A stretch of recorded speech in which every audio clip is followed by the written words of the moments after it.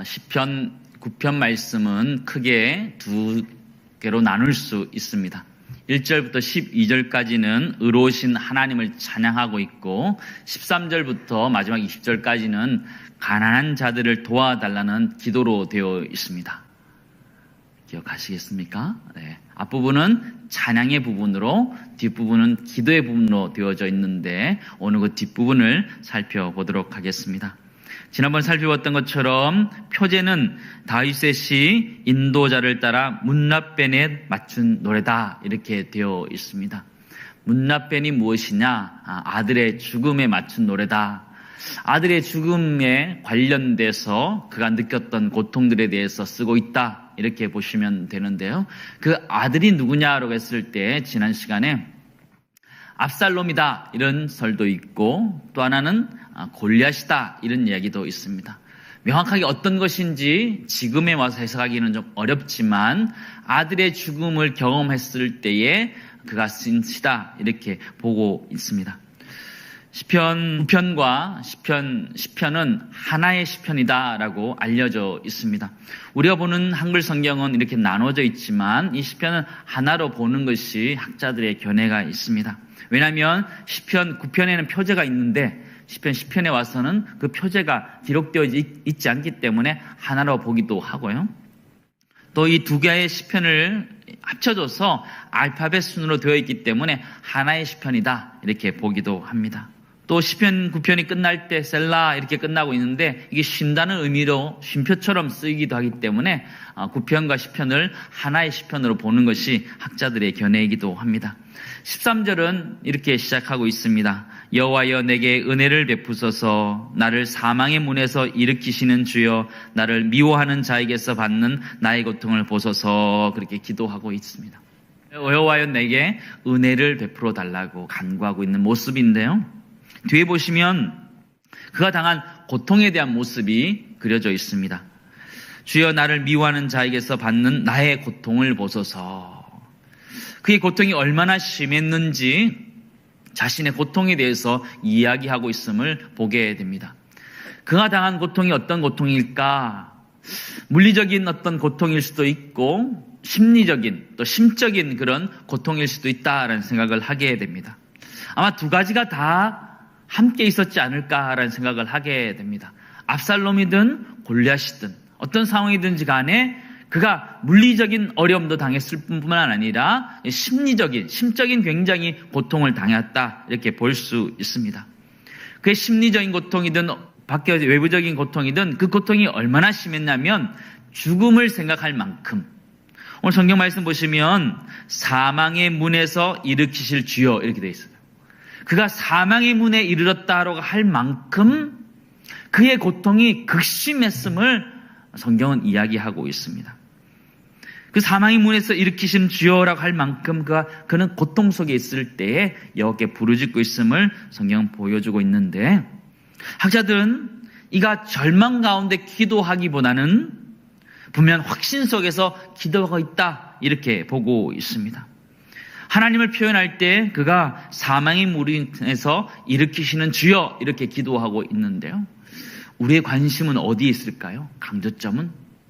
우리 관심은 사망에 있는데 시편 기자와 또 오늘 시편의 이 학자들이 이야기할 때 강조점은 일으키시는 주에 있다라는 거예요. 우리는 사망의 문에 있다라고 이게 기도하고 있는데 사실은 시편 기자나 시편의 이 해석하는 학자들은 일으키시는 주의 그 관점이 있다라는 것을 이야기하고 있는 것이.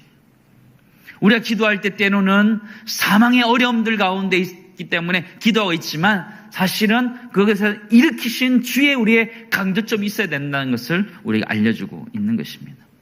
시편 23편 4절 말씀 우리 잘 아시지요? 내가 사망의 음침한 골짜기로 다닐지라도 해를 두려워하지 않을 것은 주께서 나와 함께 하심이라. 주의 지팡이와 막대기가 나를 안위하시나이다. 이렇게 기록하고 있죠. 내가 사망의 음침한 골짜기로 다닐지라도 해를 두려워하지 않을 것은 주께서 나와 함께 하신다. 주께서 나와 함께 하신다. 라고 말하는 것이죠. 이 아침에 기도할 때 그렇게 기도했으면 좋겠어요. 우리가 기도할 때 때로는 사망의 문에 이르는 같은 그런 환경 속에서 기도한다 할지라도 그곳에 나를 일으키시는 주라는 것을 기억하면서 그 하나님 앞에 기도할 수 있는 우리 모두가 되기를 간절히 소망합니다. 때로 우리가 기도할 때에 절망과 좌절 속에서 사망의 문에 이르는 것처럼 기도하고 있지만 그 사망의 문에서 일으키실 주님이 나의 주님이란 걸 기억하면서 그 주님 앞에 기도하며 나갈 수 있기를 간절히 소망합니다. 절망하고 낙심하기보다는 하나님에 대한 확신과 믿음을 가지고 나갈 수 있는 우리의 모습이 되기를 소망합니다. 무리를 걸었던 베드로의 모습이 아닐까 그런 생각되어집니다. 베드로가 예수님을 바라보았을 때는 그가 걸을 수 있었지만 풍랑이는 그 바다를 봤을 때 넘어질 수밖에 없었던 것처럼 우리의 인생을 살아갈 때에 우리를 사망에서 일으켜주시는 주님을 바라볼 것인지 사망의 문에 이르는 우리의 모습을 바라볼 것인지 우리가 결단하면서 기도하면서 우리를 일으켜주시는 주님 앞에 기도할 수 있는 이 아침 되기를 간절히 소망합니다. 첫 번째 이렇게 기도했으면 좋겠습니다. 사망의 문에서 일으키시는 하나님을 확신하면서 믿음으로 기도하게 달라고. 강조점이 어디 있다고요? 일으키시는 주님의 일으키시는 하나님. 사망의 문에 있는 것이 아니라 일으키신 하나님 앞에 있다는 걸 기억하면서 하나님이 우리를 일으켜주시기를 기대하면서 소망하면서 기도할 수 있는 이 아침 되기를 간절히 소망합니다. 시편 기자는 계속적으로 이제 악인의 심판에 대해서 기도하고 있습니다.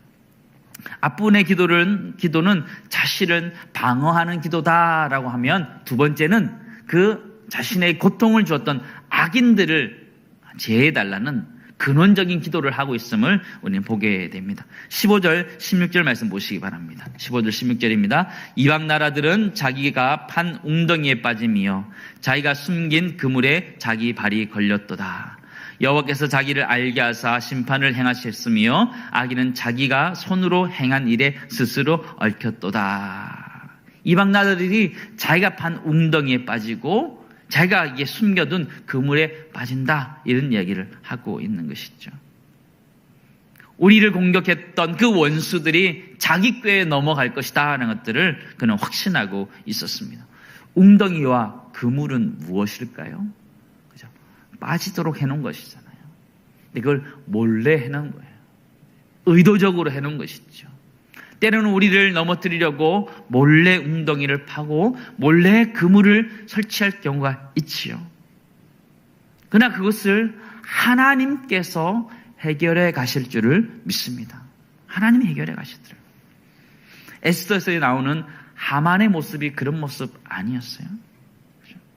자기 꾀에 자기가 넘어가는 거죠.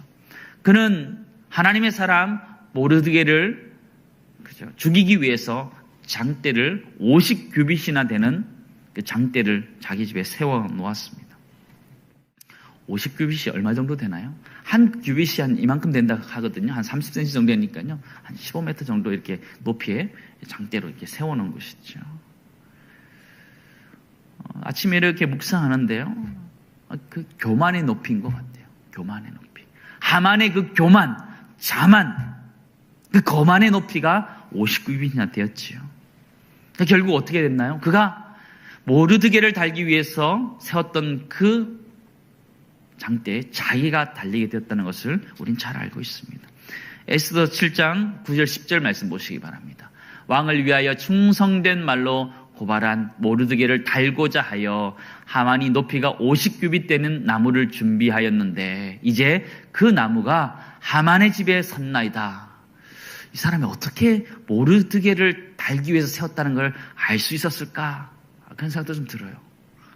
그만큼 많이 퍼졌지 않을까 이런 생각도 들기도 하고요. 왕이 이르되 하만을 그 나무에 달라 하매 모르드게가 해결한 것 아니고요.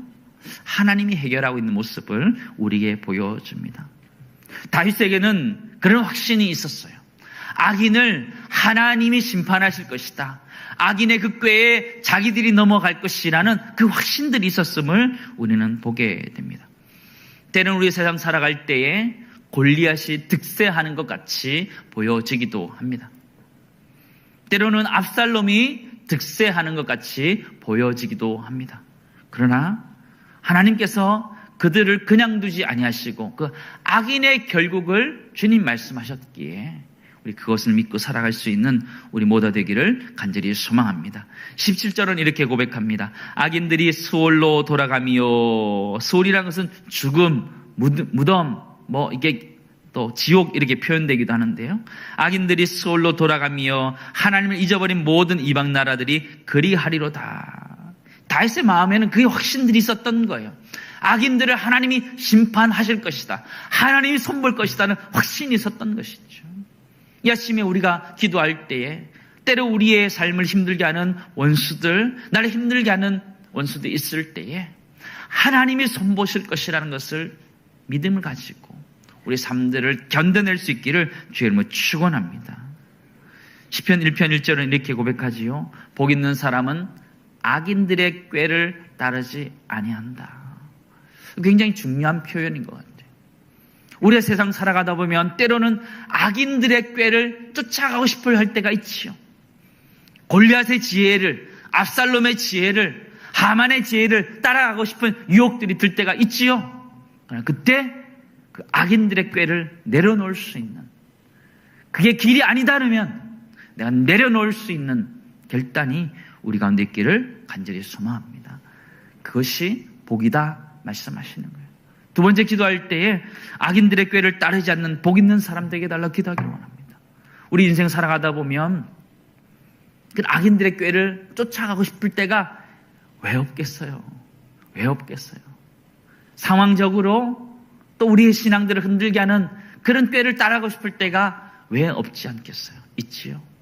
그럴 때 하나님 악인들의 꾀를 쫓지 않게 해달라고 기도하며 우리의 믿음을 지켜갈 수 있는 이 아침 되기를 간절히 소망합니다.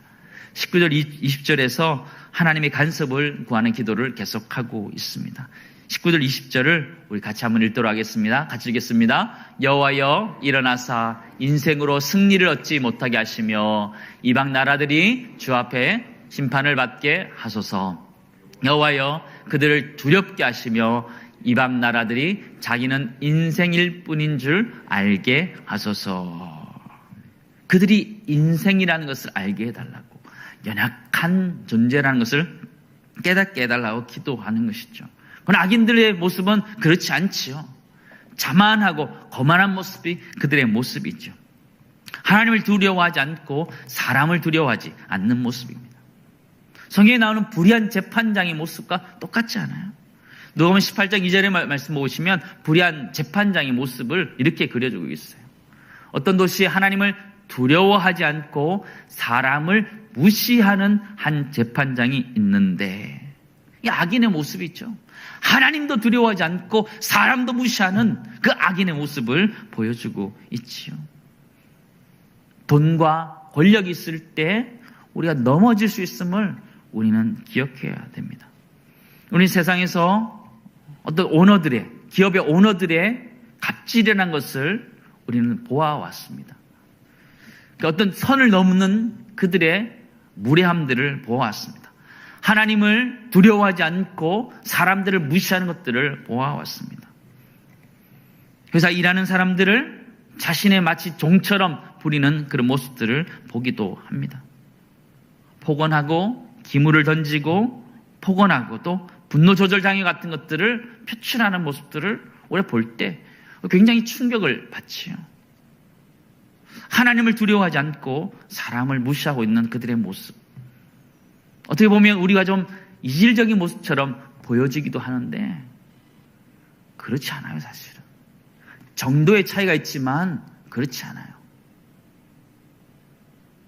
여러분, 우리나라에 들어와 있는 동남아에서 오신 분들에 대한 여러분의 태도는 어떠신가요?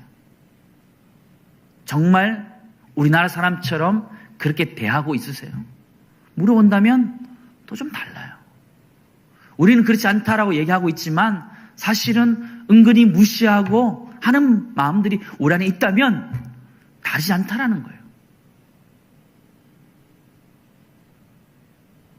우리가 우리의 모습들을 돌아봤으면 좋겠어요. 미국은 지금 난리가 났어요. 한 흑인 청년이 경찰의 과잉 진압 때문에 목숨을 잃게 되었습니다. 결국 폭동이 일어나면서 난리가 났어요. 흑인들의 그런 자유, 그것 때문에 일어나게 되었죠. 우리가 그걸 보면서 우리나라도 저런 것에 대해서 같이 동참해야 된다라고 하면서 그렇게 일들이 일어나기도 했어요. 그러나 한 신문사설에서 그걸 지적하고 있는 거예요. 흑인들의 어떤 자유를 위해서 이야기하기 전에 우리가 우리 땅에 와 있는 그 사람들에 대해서 우린 정말 잘 하고 있는지 돌아봐야 된다라고 이야기하는데 정말 맞는 얘기더라고요. 맞는 얘기더라고요. 우리 주변에 있었던 일이었습니다. 강북구에 있는 아파트 경비원이 자살했다는 뉴스를 우리는 들었지요. 이 주민이 경비원을 지속적으로 폭행하고 폭언했다는 것을 보게 되었습니다. 자기 차를 건들지 말라고 했는데 그 자기를 건드렸던 것 때문에 그가 그런 일을 했다 이렇게 얘기하는 걸 보았지요. 입주민이 권력인가요? 힘인가요? 돈인가요? 그렇지 않음에도 불구하고 입주민이라는 것 때문에 그런 일을 할 수 있는 것이 우리의 존재라는 거예요. 우리 인간의 존재라는 거예요. 나는 아니다.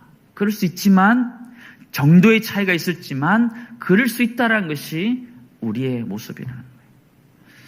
열심히 기도할 때 우리가 인생 살아갈 때 하나님을 두려워하고 사람들을 무시하지 않는, 사람들을 존중히 여길 수 있는 우리가 되게 해달라고 기도하는 이 아침 되기를 간절히 소망합니다.